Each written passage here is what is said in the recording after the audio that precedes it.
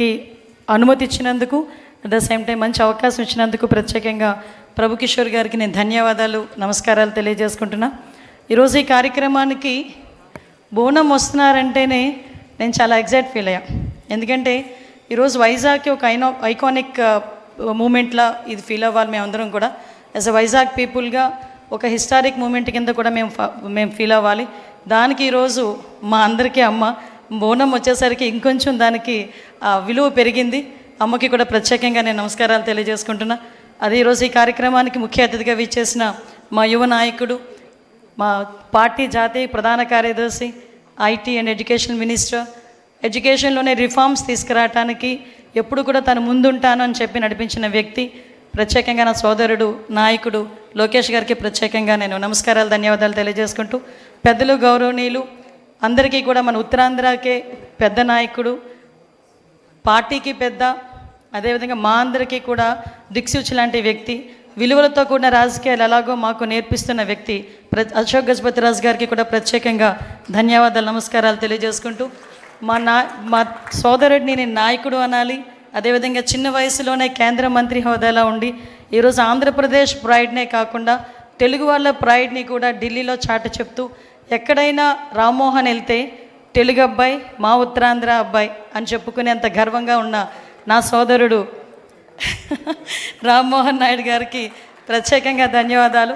అదేవిధంగా ఈరోజు ఈ కార్యక్రమానికి విచ్చేసిన మా సోదరులు సివిల్ సప్లైస్ మినిస్టర్, ఎప్పుడు కూడా సౌమ్యులు, ఎక్కడ కనిపించిన అమ్మ ఎలా ఉన్నావో ఆప్యాయంగా పలకరించిన సోదరుడు మనోహర్ గారికి కూడా ప్రత్యేకంగా ధన్యవాదాలు.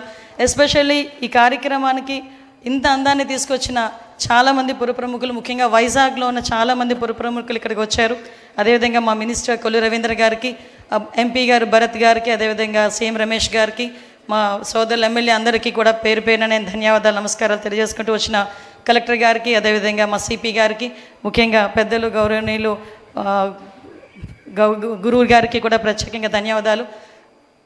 ఎస్పెషల్లీ సార్ తాలూకా విజన్ ఏదైతే 2047 విజన్ అయితే ఉందో ఆ విజన్కి అనుగుణంగా ఈరోజు వైజాగ్ ముందుకెళ్తుందని చెప్పడానికి ఈ ఐకానిక్ ఇది ఒకటి డ్రీమ్గా మేము అనుకున్నాం. కానీ ఈరోజు ఇక్కడ సాకారం కాబోతున్నందుకు నేను చాలా హ్యాపీగా ఉన్నా.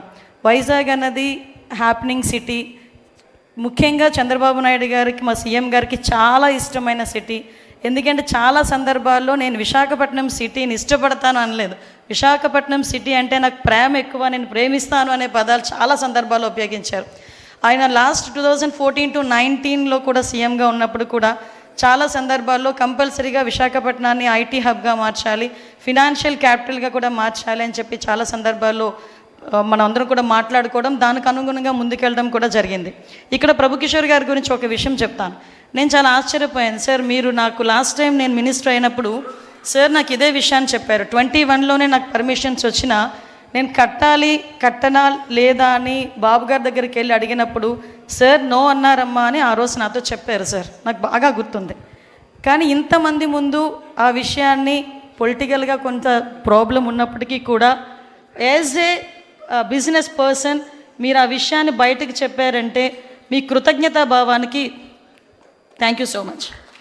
ఎందుకనంటే ఆ రోజు అంటే అది చెప్పడానికి చాలామంది భయపడతారు. యాజ్ ఎ బిజినెస్ పర్సన్స్గా ఆ రోజు నేను మాట్లాడాను, ఈరోజు ఇప్పుడు కట్టమన్నారు అని చెప్పేటప్పుడు కూడా చాలామంది భయపడతారు business persons.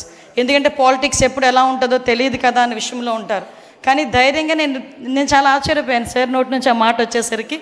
Sir felt so happy. ఎందుకంటే ఒక కృతజ్ఞతా భావంతో సార్ చెప్పారు, మళ్ళీ నేను ఇప్పుడు స్టార్ట్ చేశాను అని చెప్పి స్టార్ట్ చేసినందుకు, ముఖ్యంగా వైజాగ్ ఒక ప్రైడ్ తీసుకొస్తున్నందుకు ప్రత్యేకంగా ప్రభు కిషోర్ గారికి ధన్యవాదాలు.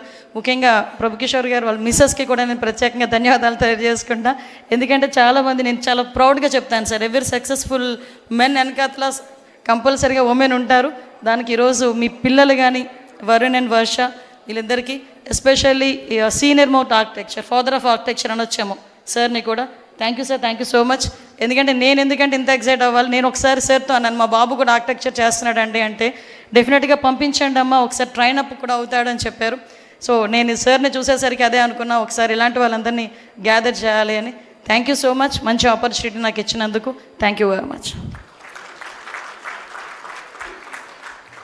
Thank you ma'am, thank you very much. I request for a brief greeting to be given. Today I'm very proud as a spokesperson, as an anchor.